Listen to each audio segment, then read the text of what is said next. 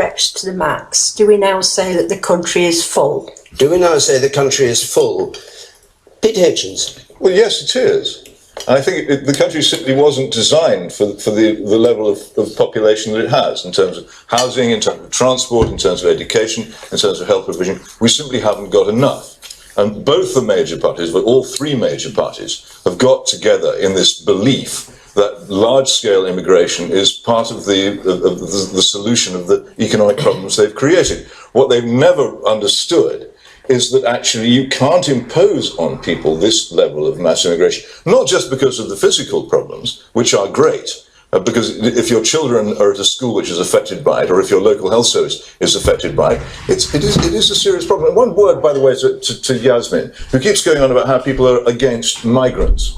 Nobody who's seriously against immigration has any animus against migrants whatsoever. I admire these people. I've lived abroad a couple of times in my life under wonderful conditions with a great deal of help. Anybody who can uproot himself and come to another country has my complete admiration. They do what they do because they think it's sensible, because they're brave and enterprising. Nothing against them. But we as a country encourage them, the politicians encourage them to come, create the conditions in which they come, and they are the ones who need to be challenged. Yes, we are full. It's plain that we're full. And not merely is it doing great harm to our social services and to our health service and to our education and our transport and our housing, it's also doing great social harm, because you simply can't, in a civilized fashion, absorb this number of people at once. People need time to integrate and to become British. They can't do it at this rate. It's never been attempted before. An experiment on this scale has never been attempted before in this country, and it doesn't seem to me to be working.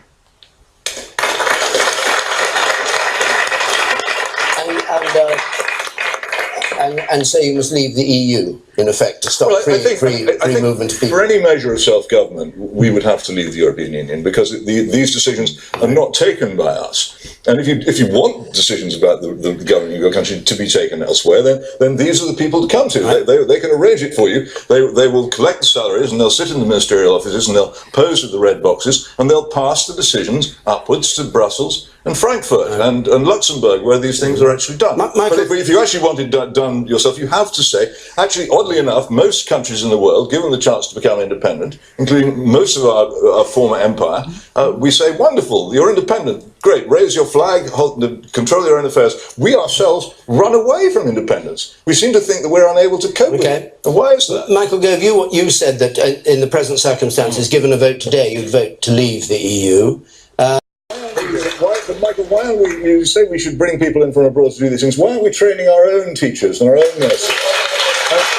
And why is it morally acceptable to plunder poor countries of their trained people, who they've spent a fortune on training to bring them here?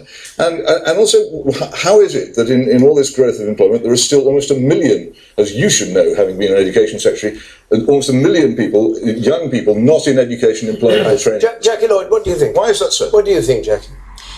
Yes, I think we are stretched, and it does feel full.